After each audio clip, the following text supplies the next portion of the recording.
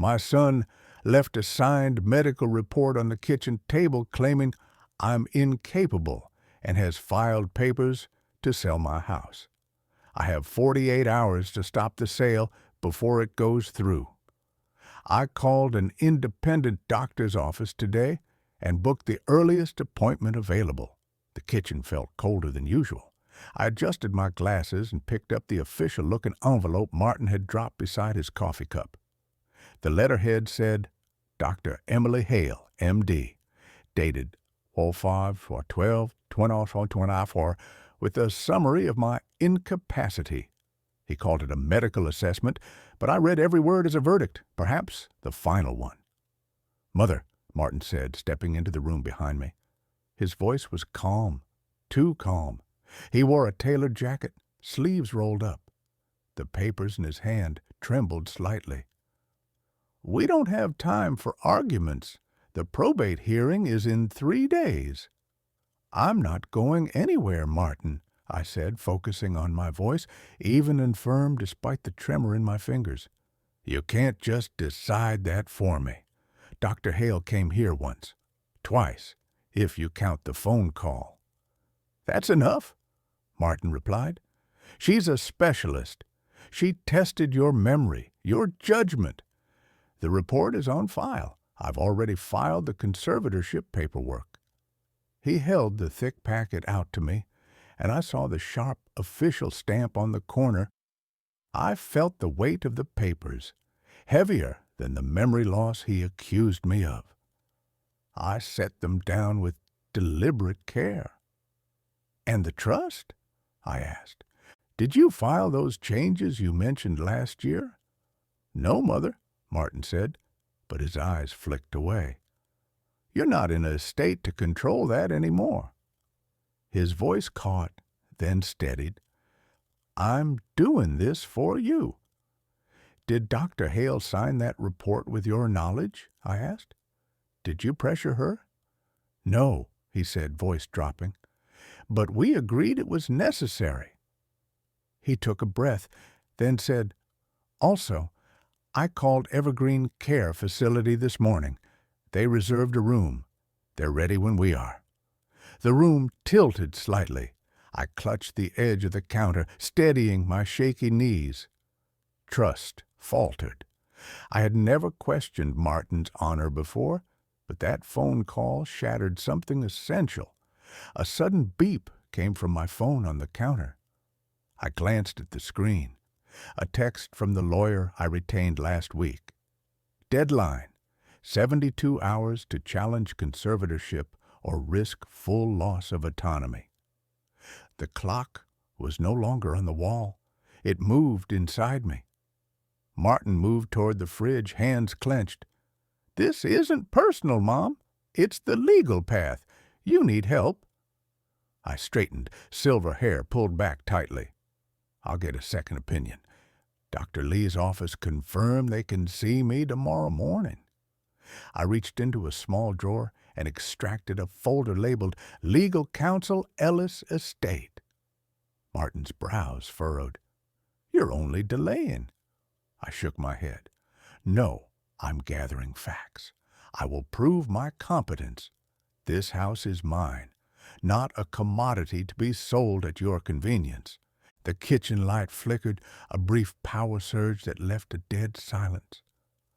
I felt something shift, the first move in a game that Martin thought he was winning.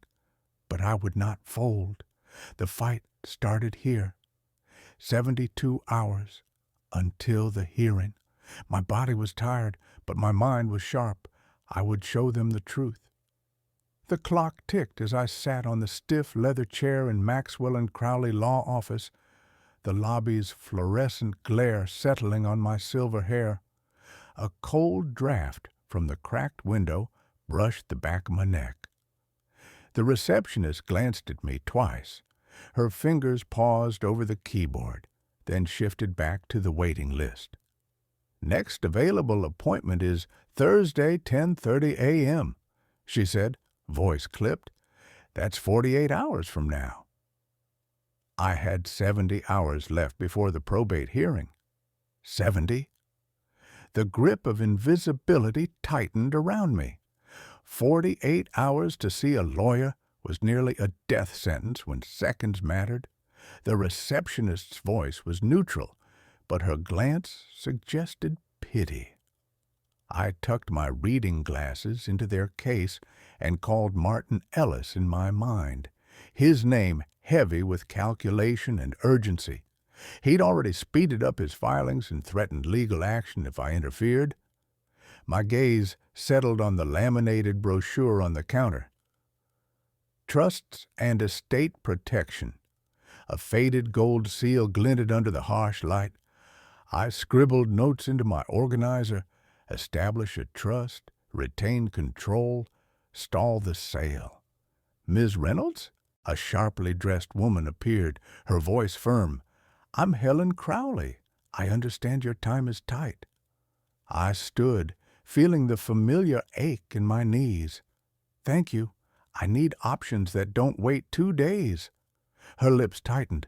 We can draft a revocable living trust immediately with retainment rights. That would effectively remove the house from probate temporarily. I folded my hands on the desk. How quickly can we file? Tomorrow, if you provide the documents today. It felt like a sliver of daylight. Helen's phone buzzed. Her eyes narrowed. It's from Martin's lawyer. They're pushing for expedited paperwork, threatening to enforce the power of attorney.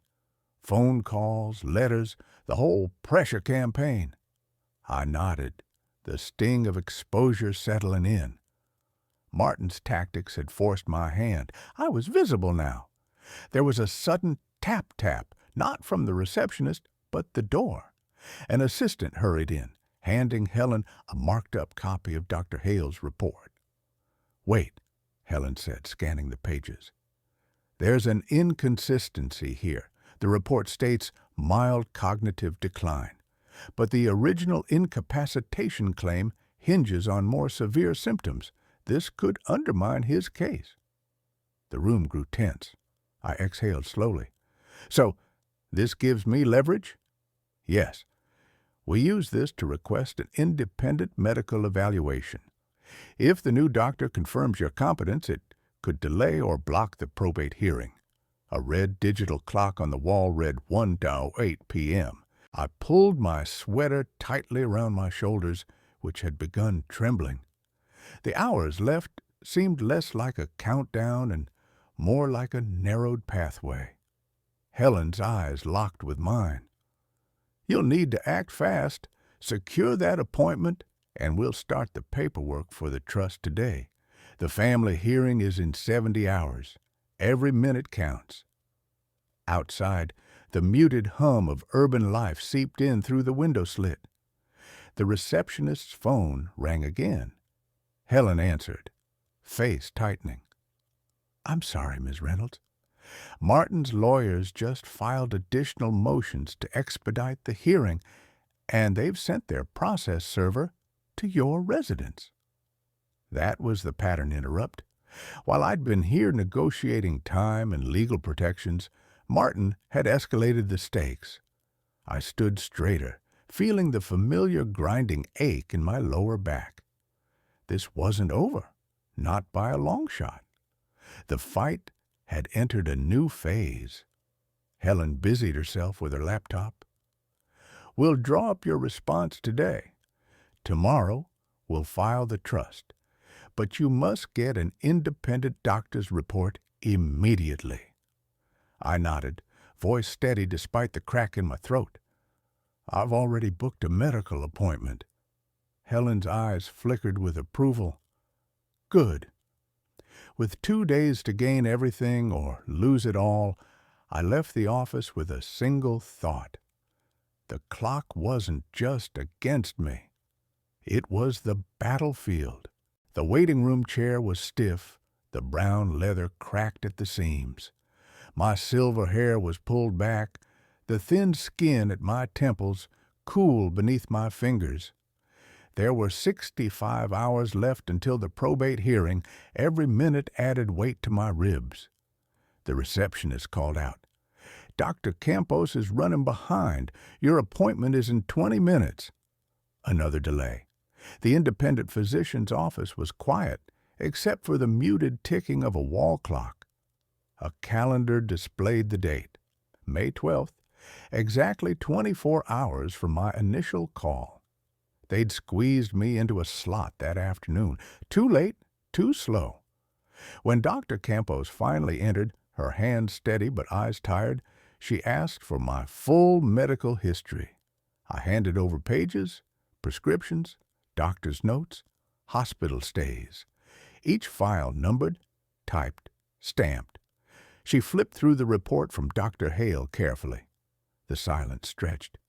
"Why do you need so many documents?" I asked. "It's routine," she replied, eyes still on paper. "I need a complete picture, Mrs.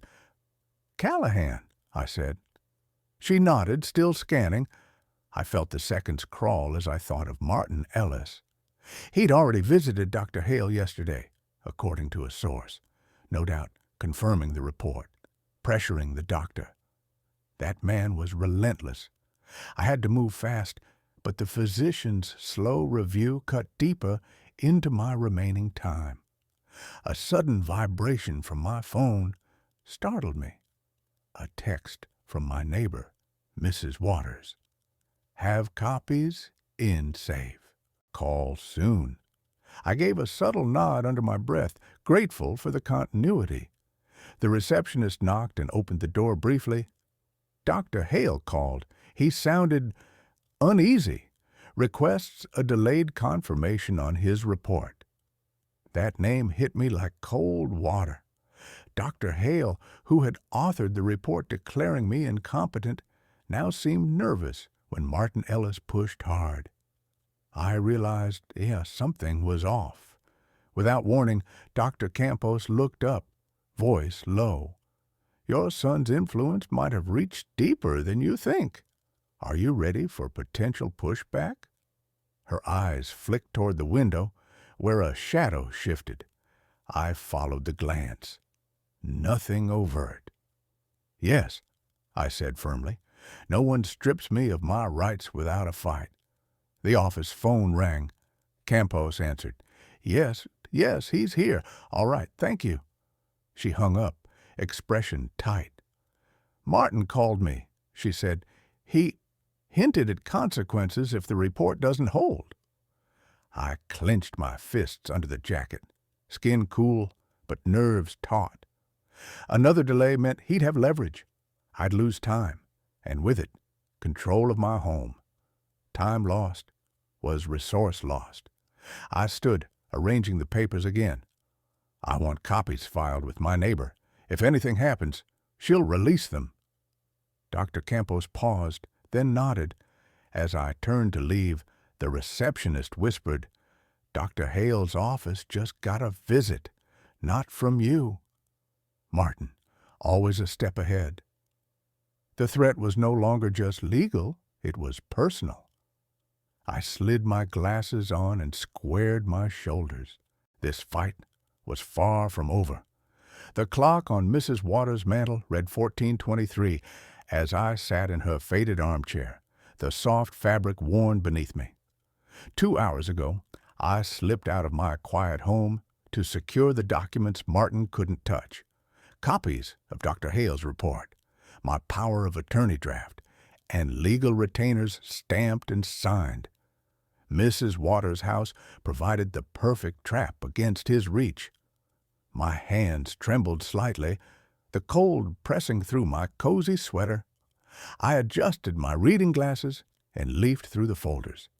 Each document bore a date stamp, Tota de 24/06/14, with time-coded photos pinned beside them, close-ups of the paperwork, the signatures clear under harsh fluorescent lights.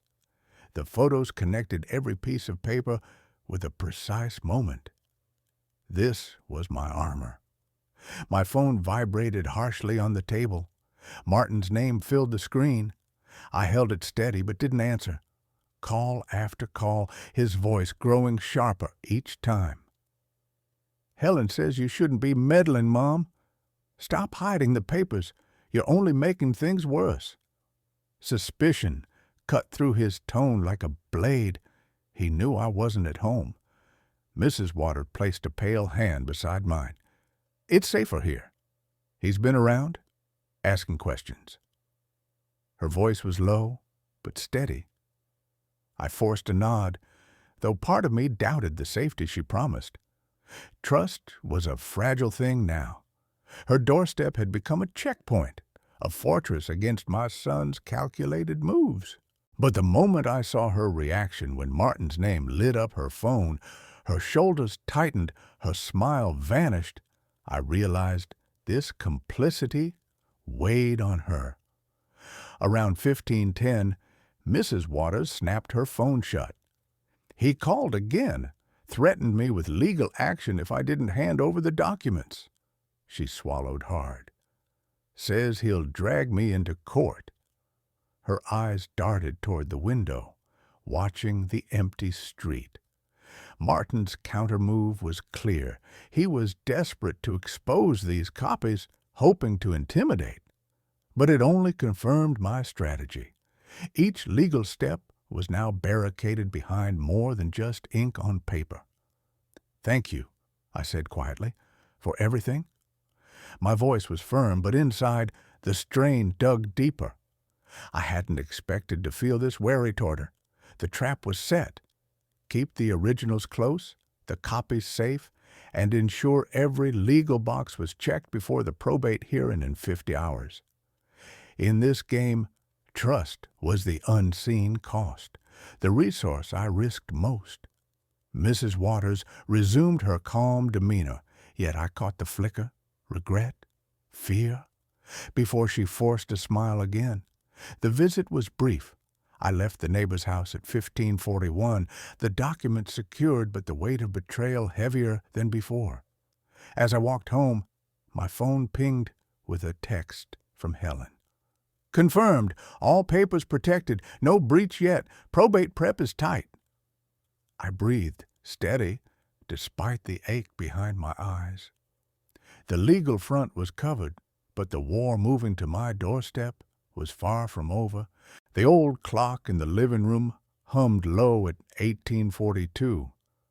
The weight of the folder on my lap was heavier than its contents. Silver hair pulled back tight, glasses perched low on the bridge of my nose. I leaned forward slightly, steady posture belying the faint tremble in my left hand. The folder bore the stamped outline, Power of Attorney, draft. Helen's notes were neat, documented, decisive. I tucked a loose strand behind my ear. The doorbell cut through the near silence. Martin. I slid open the door with measured calm. "Mom, this is a waste of time." His voice was cold without warmth, tailored jacket, rolled sleeves. His hands clenched briefly, then relaxed. "You can't stop the hearing. You don't even understand the paperwork. We've got this handled." I shut the door firmly. "I know your moves, Martin. The reports, the bank, the property documents. I have legal counsel now, all of it." I leveled my gaze, my voice steady, but firm. "And the hearing is in 40 hours. 40. Not much, but enough to prove I'm not what you say." He smirked. "You're wasting your energy. I've already locked you out." His phone buzzed. "Your access to the accounts is gone. I initiated the freeze yesterday." He tapped the screen. "The bank accepted it. That's final." My chest tightened, but my voice remained calm. "Except your freeze-triggered alerts. The bank system flagged unusual access. It registered an attempt to transfer $50,000 to an unknown recipient 2 hours ago. I accessed that alert this morning. Code 7X991R4. His eyes flickered, the first crack in his facade. "That's a system error?" I shook my head. "No error. The bank called Helen. She's on it." I pulled my phone from the table, swiped to recent emails. "See? They froze all withdrawals while the transfer is under investigation." Martin's jaw tightened. You think you're clever. I smiled faintly. It's not clever, it's control. Control you can't have. My trembling hand lifted the phone higher. You're being impulsive. This move will only work against you. There's still the court. His voice lowered into a threat. Once the judge hears the medical report from Dr. Hale, I have an independent evaluation from Dr. Campos, I interrupted, fingers steady despite the tremor. She's filing her report today. You can't game the system. Martin stepped forward suddenly. Don't tempt me, Mom. I held up a finger, slow and deliberate. I'm ready, Martin, and I've already made a call. The phone screen lit up with an incoming video call. On speaker, Helen's clear voice filled the room. Martin Ellis, this is Helen Crowley. You're instructed to suspend all actions against Mrs. Callahan's accounts during the probate process. Unauthorized freezes or transfers will be overturned. Martin's posture stiffened. The phone slipped from his fingers into his palm, thumb frozen mid-scroll. His eyes darted toward the hallway. His next step halted. The pattern broke. The collected fury in his face faltered into calculation. A brief silence filled the room. I stood, a bit slower, careful not to aggravate the tremor. This is far from over, but the balance is tipping. Martin said nothing more. He turned and left without a word. I shut and locked the door, the weight of the legal folder pressing into my lap. The November wind rattled the window frame. In 40 hours, the probate hearing would decide everything. But today, a small victory was mine. The accounts were safe, at least for now. The thick leather chair creaked under me as I shifted, the worn soles of my shoes barely touching the polished floor. Helen Crowley's office looked clinical, too modern for a probate meeting, but it was where I had to build my defense. My silver hair was pulled tight, glasses perched low. I smoothed the thin skin on my temples and tapped my folder labeled Legal Counsel. The clock on the bookcase read 14:37, 33 hours until the probate hearing. No margin for error. Helen set the printout on the table, a 6-page private investigator report authored by someone Martin hired. They found no signs of incapacitation, not a trace of memory failure or physical impairment. Fictionalized identifiers replaced real names, but clear enough. It contradicted Dr. Hale's nervous report published weeks ago. Martin's move was predictable and brutal. He's leaking rumors to the family, Helen said quietly. Whispers that you're unstable, reckless. I nodded, feeling the spike of cold paranoia. Every call I made, every visitor to the house was under scrutiny. The watcher's shadow grew longer. A sudden buzz from my pocket startled me. The screen lit up, an unknown number. I hesitated, then answered, a low voice, almost a whisper. Mrs. Callahan, I'm the investigator Martin hired. I want you to know I'm not on his side. The chair tilted back, and I pressed my palms against the leather armrests to steady myself. Paranoia shifted direction suddenly. Now there was an unexpected ally inside the enemy's camp. I have access to everything they've gathered, he said. Data, timelines, transcripts. I can help expose the lies. My fingers tightened around the phone. Helen stared, blinking slowly. That changes everything.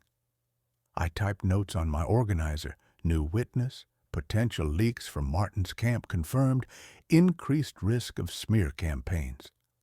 The calendar countdown loomed like a metronome set to the day before the hearing. The pattern broke just before the call ended. He warned of impending public disaster, a slip-up Martin didn't anticipate. Watch your email. Evidence will arrive soon. Don't forward anything. We need to control the narrative. I looked out of the window. The street was quiet, except for the crackle of dead leaves underfoot. Helen closed her laptop, nodding toward the folder labeled Power of Attorney Draft. "You need this ready for the family meeting. You'll confront Martin's accusations head on. Show them the facts, the medical evaluations, and this new report." I traced a finger along the edge of the draft, feeling the texture of the paper. Another reminder. Securing control of my home was non-negotiable.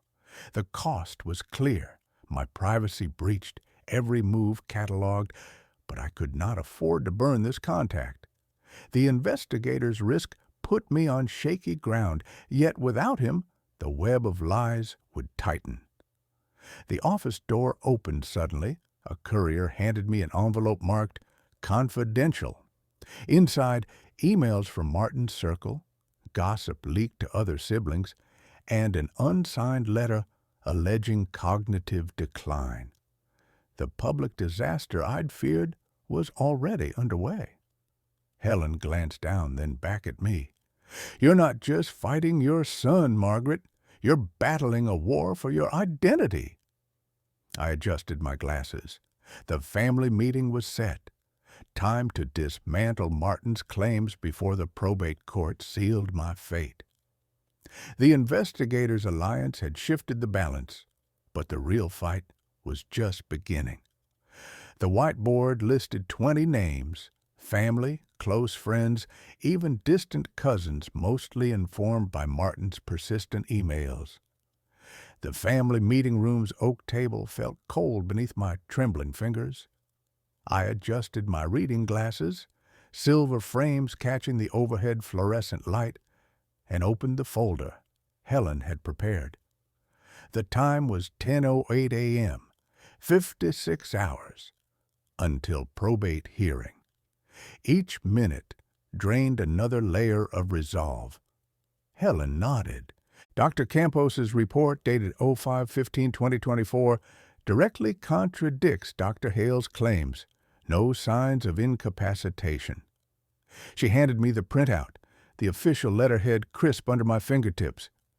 "This is our anchor, but Martin's been sending emails all morning, discrediting Campos with allegations of improper conduct." Martin sat across the table, jaw tight. His tailored jacket hung slightly loose, sleeves rolled.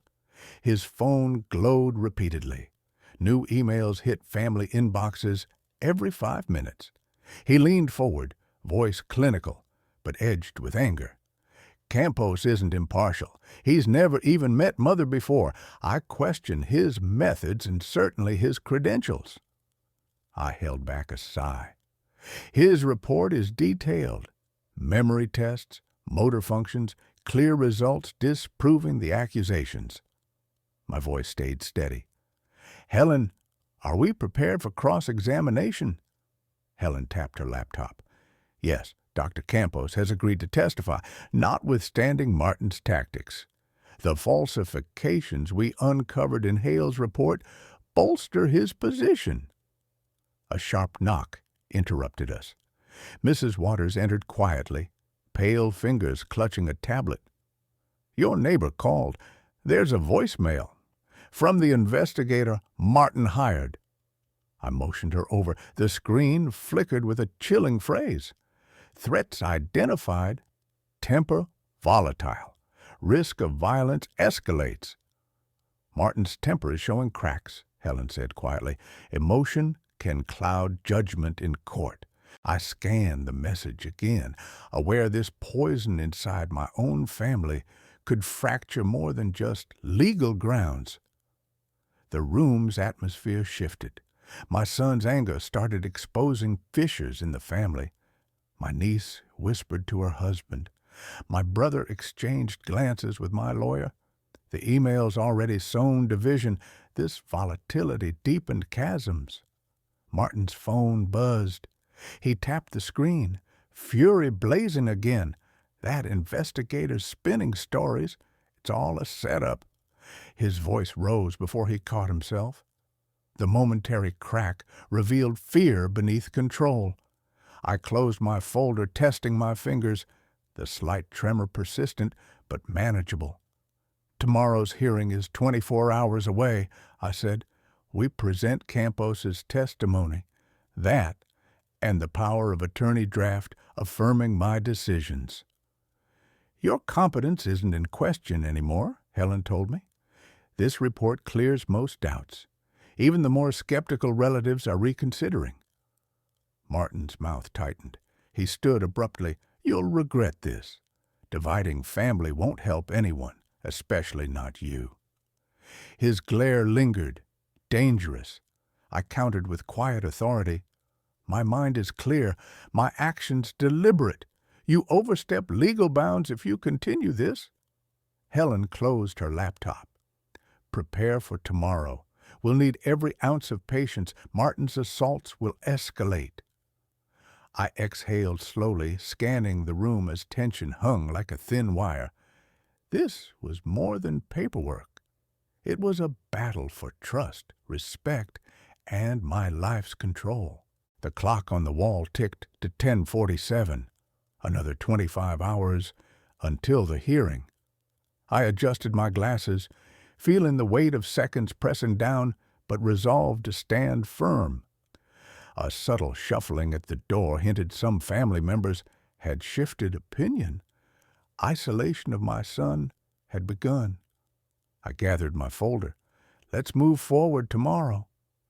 Martin's sudden, hard glare met mine as he left the room. The divide between us was no longer just legal, it was personal. The deadline was closing in. The clock on the courthouse wall read 09:57 when I slipped into the lobby. The linoleum floor was cold and unwelcome under my slippers. I adjusted my glasses on the bridge of my nose and gripped my legal folder close to my chest. Today was critical. The trust documents had to be confirmed and filed officially. No delays, no mistakes. At the front desk, the court clerk, middle-aged man with a gray tie and tired eyes, checked his screen and nodded. Margaret Callahan, your trust papers were time-stamped 05/16/2024, 10:03 a.m. Submission is on record. I exhaled slowly, feeling a slight relief. That's official? He tapped the keyboard again. Yes, all in system. You're clear from that angle. I nodded, steady posture intact, despite the trembling of my fingers. The filing was done while I was at Dr. Campos's office yesterday, a fact I silently marked as a victory. However, the clerk's voice lowered. There's a last-minute motion from your son, Martin Ellis. Protective order. Temporary injunction to freeze any changes on your property. I felt the familiar tightening in my chest. What grounds? Court has received his request but hasn't acted yet. Hearing scheduled in 20 hours. The judge is reviewing evidence this afternoon. I gritted my teeth. 20 hours until the probate hearing. The global deadline, 72 hours until everything either collapsed under his control or I locked it down. The pendulum shifted dangerously toward my son's favor with every passing hour. A break in the pattern erupted suddenly. My phone buzzed in my pocket. Obliging, I pulled it out to see Helen Crowley's name flashing. Her voice was clipped but urgent. Margaret, Martin's desperation showed.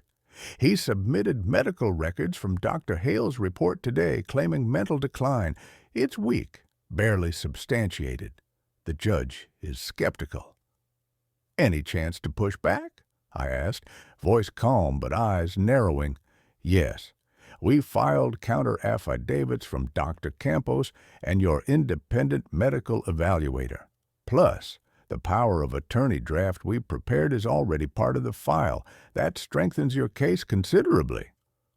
I tapped the worn leather armrest of the courthouse bench, feeling the grain beneath my palm. Every detail mattered, every document, every signature, because Martin's network was fast and ruthless. The clerk added, "Your son's injunction got denied just now." Insufficient evidence. A flicker of vindication swept through me. My position was solidifying ahead of the hearing, legal risk reduced, at least for this moment. But I couldn't ignore the cost. His move exposed his desperation. That cut both ways. I folded my hands, feeling the tremors in my fingers slow for a fraction. The waiting room's dry heat made my skin itch. Around me, people murmured softly, unseeing of the storm tightening around my life. Helen's voice broke my focus again, softer now. "You're doing well. Just keep holding. Probate court won't grant anything until all is reviewed." My son's last-minute attempt to freeze my assets had failed today.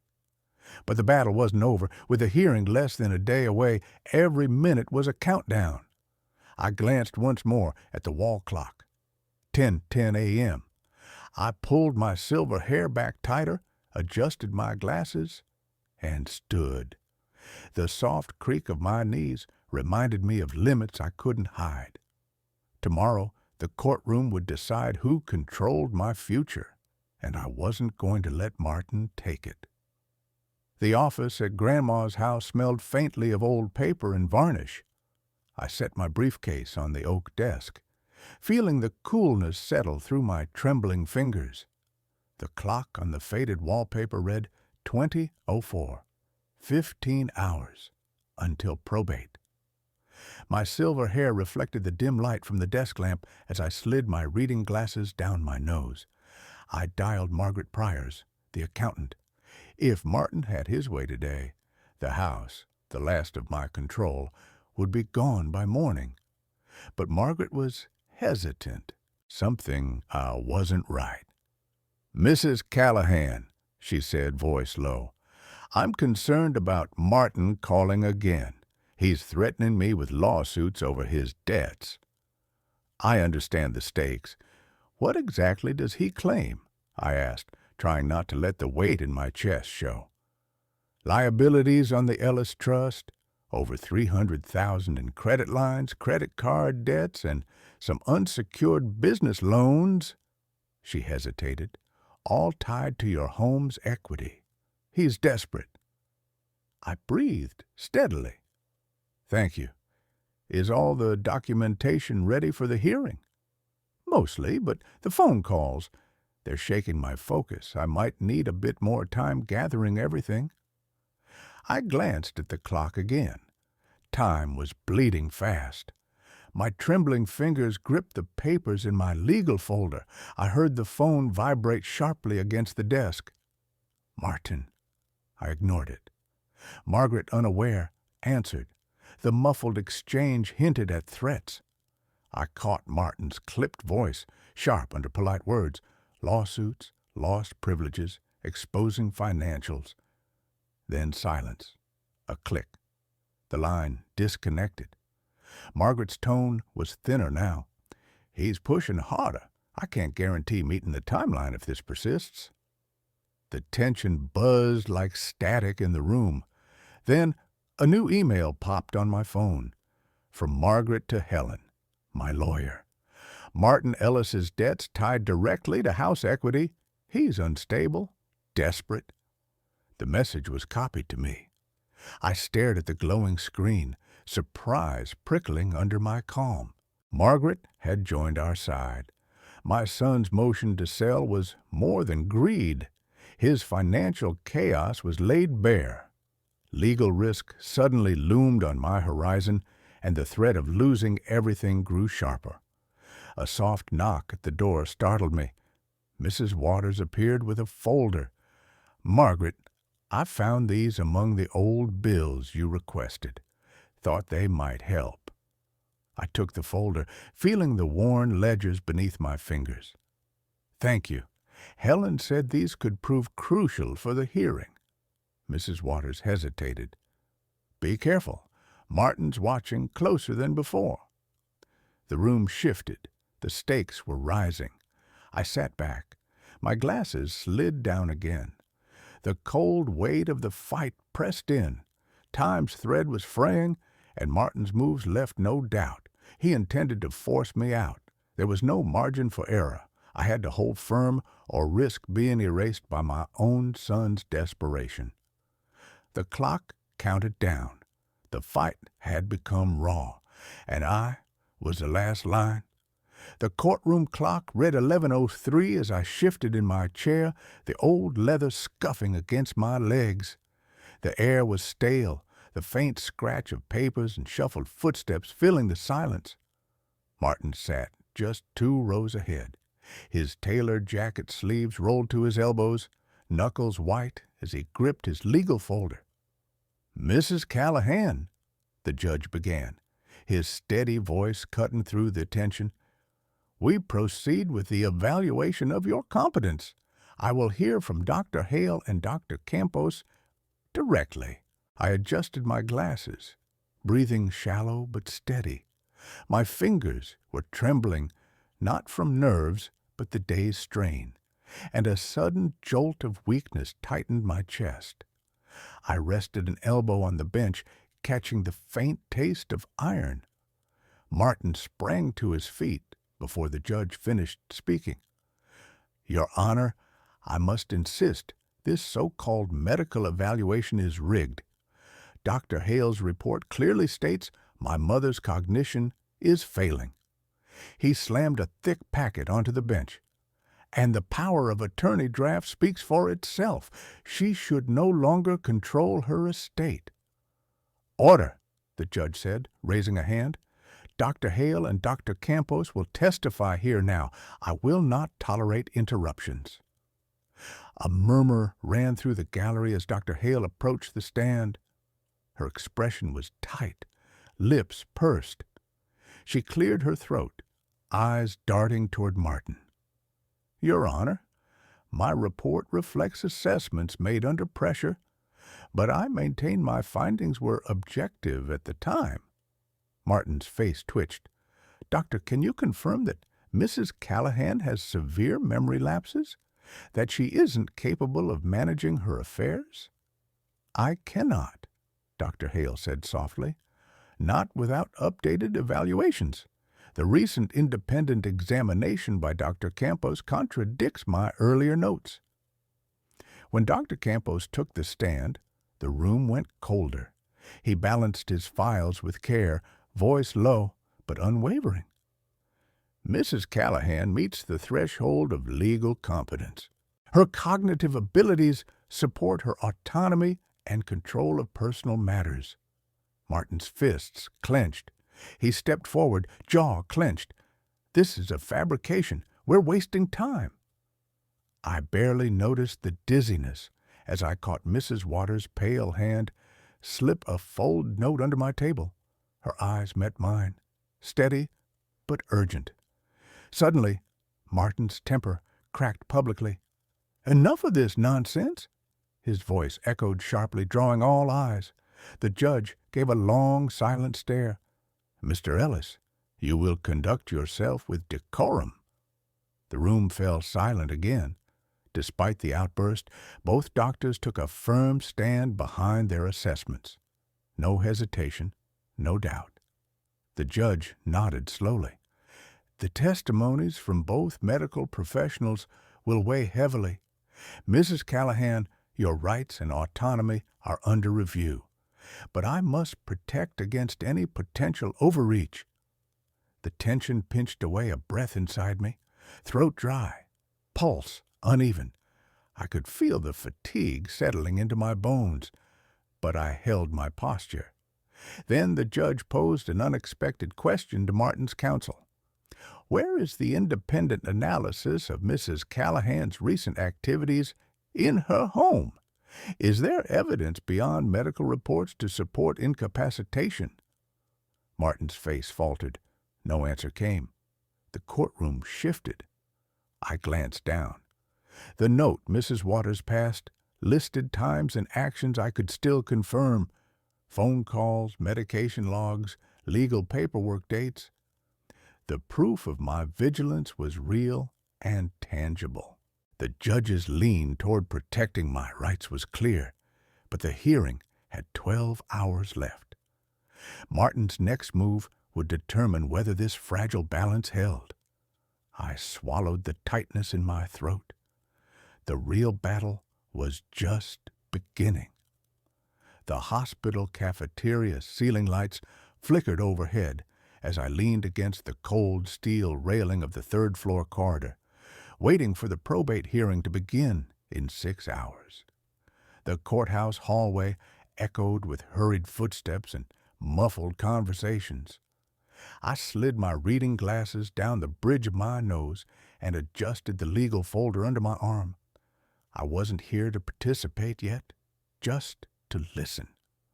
My son Martin's voice came through the thin wall beside me. He was on his phone.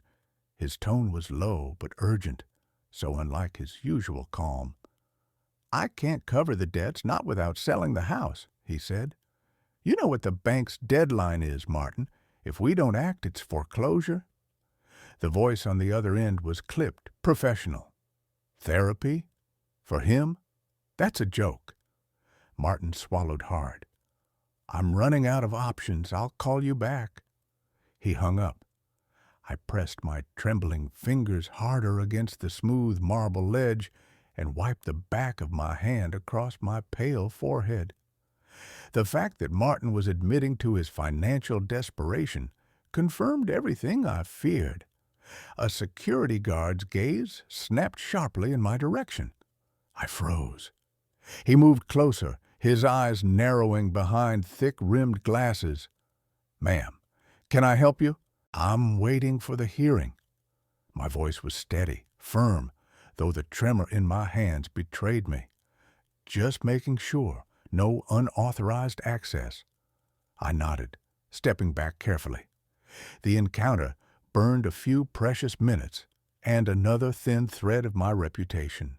Once he passed, I crouched nearer to the wall, listening again. Martin's phone buzzed moments later. Keep him away from the paperwork. That power of attorney draft might not hold up if this gets messy. Another pause. No, let's explore therapy first. Could buy us time. I straightened, eyes narrowing. Therapy? Not the bailout I expected? My son's desperation was revealing cracks deeper than finances. I folded my arms, clenching my folder tighter. The legal fight was no longer just about competence or control. It was spiraling into a financial war where every move Martin made increased his vulnerability. A flash from my own phone startled me. An alert from Helen Crowley, their lawyer. New filings submitted. Martin just added clauses to his petition. They could force a restraining order after the hearing. Restraining order. The word echoed like a warning bell. I pushed my silver hair back, steadied my breath. The battle wasn't just about saving my home anymore. It was about preserving every legal foothold I still controlled. The corridor grew quieter as people entered the courtroom.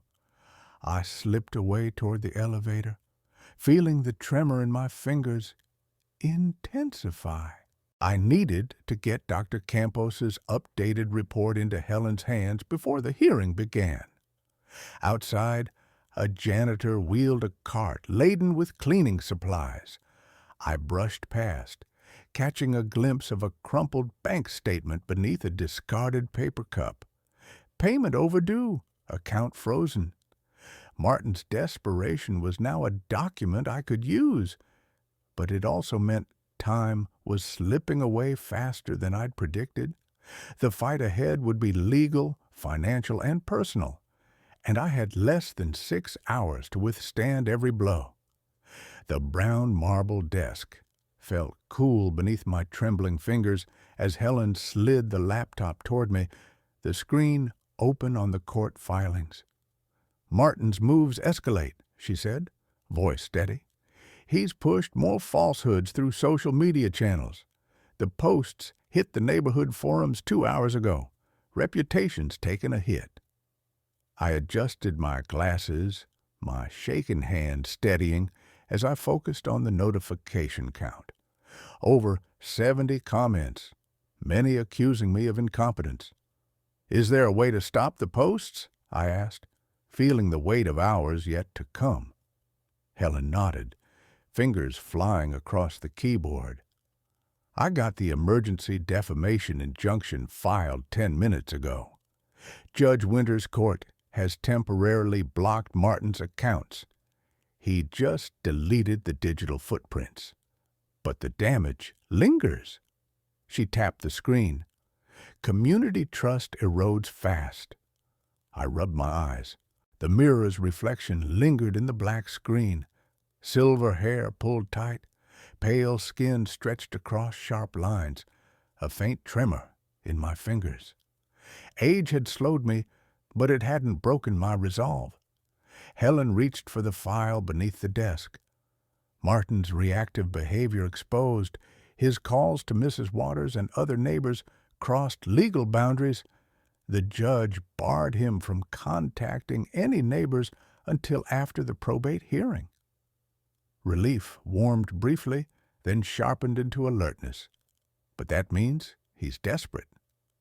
My son had always been calculated, but now his frustration slipped beneath the surface.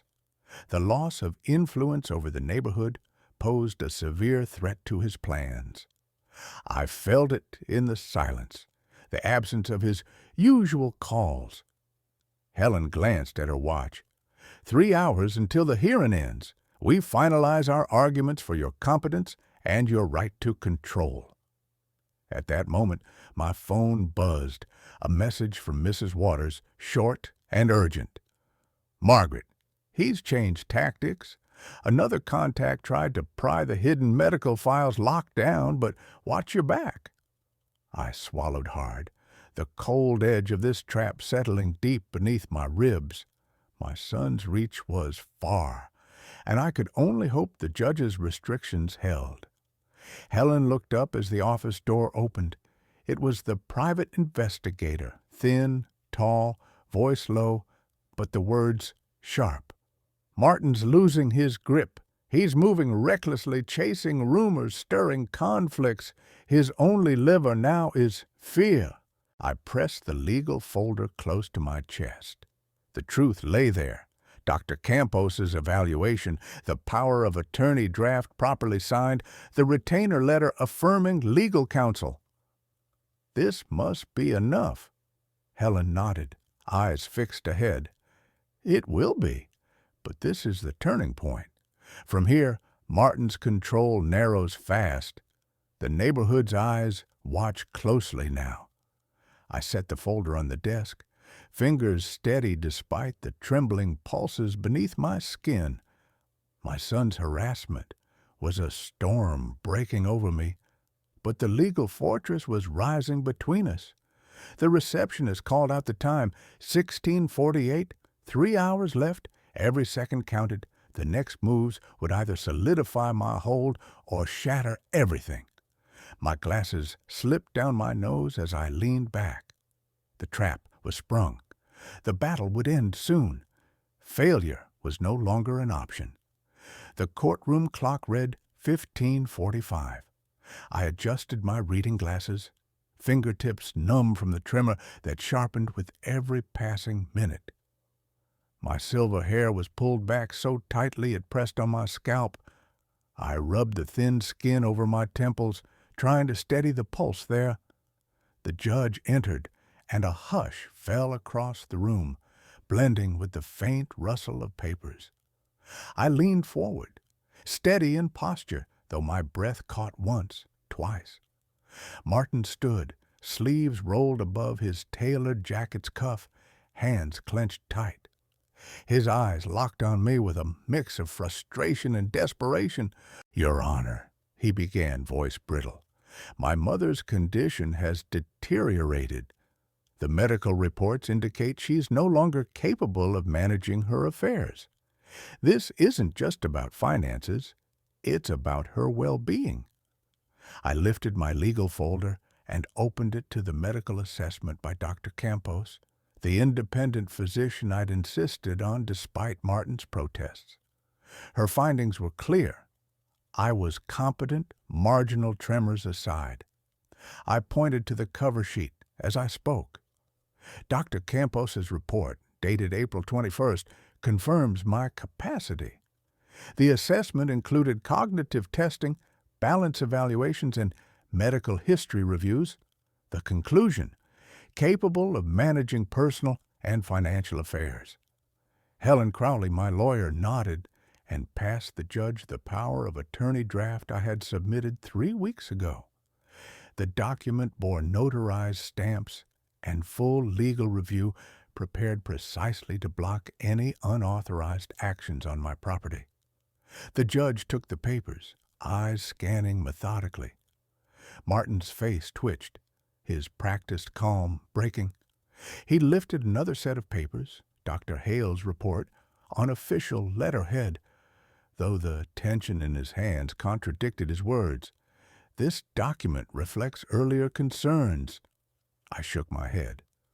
Dr. Hale was pressured by Martin to submit that report, I said, voice as steady as I could manage.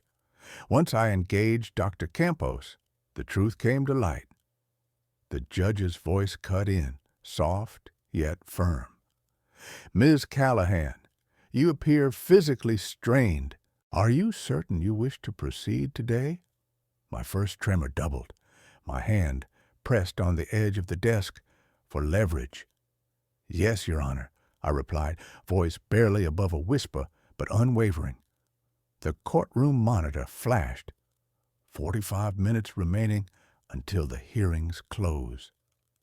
I felt the metallic taste where dry mouth met urgency.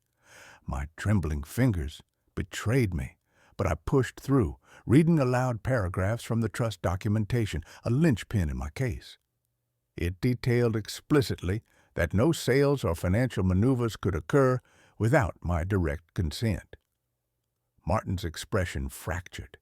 His shoulders slumped as he withdrew the formal incapacitation petition, stammering an apology that echoed strangely hollow. A clerk passed him a letter from the court mandating his immediate enrollment in therapy for stress management and controlling his escalating credit issues. Evidence uncovered during the investigation revealed reckless financial moves that threatened both our security.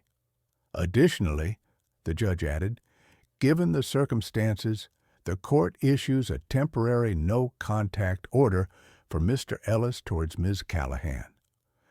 Martin's gaze avoided mine as he left the courtroom, the sound of his shoes dragging against the marble floor. I exhaled slowly, though the tremor in my knees insisted on standing vigilance. Helen closed my folder. You've regained full legal control, Margaret. The trust stands unbroken. Her voice held a quiet edge, cautious, but victorious.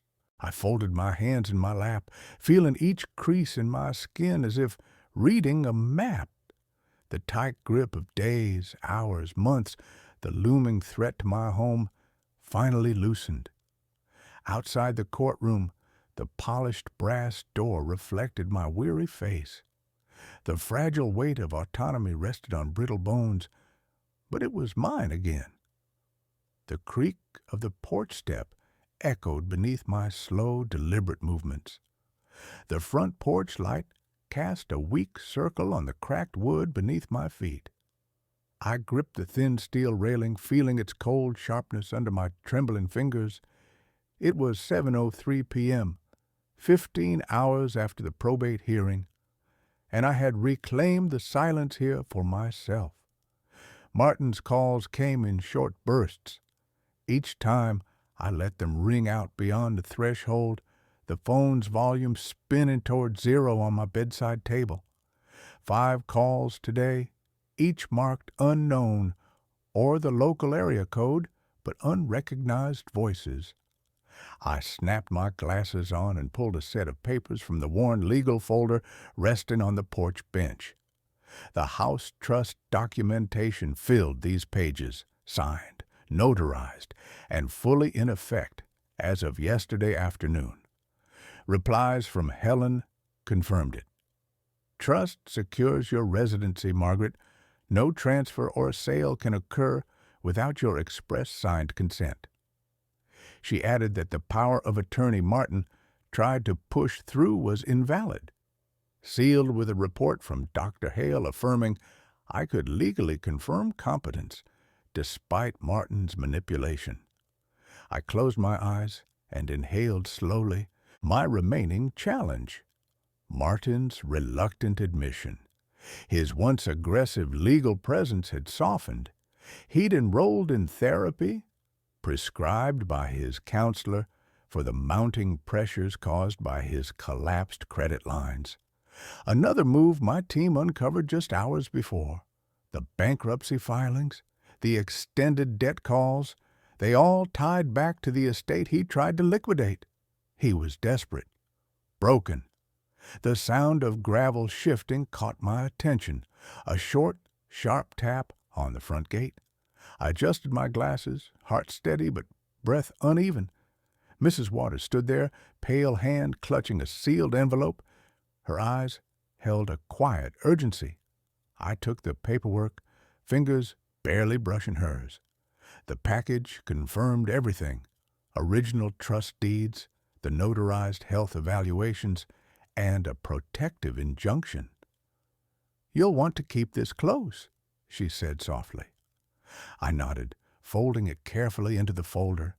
The weight of every document now rested in my lap, a bulwark against the looming threat I'd faced for weeks.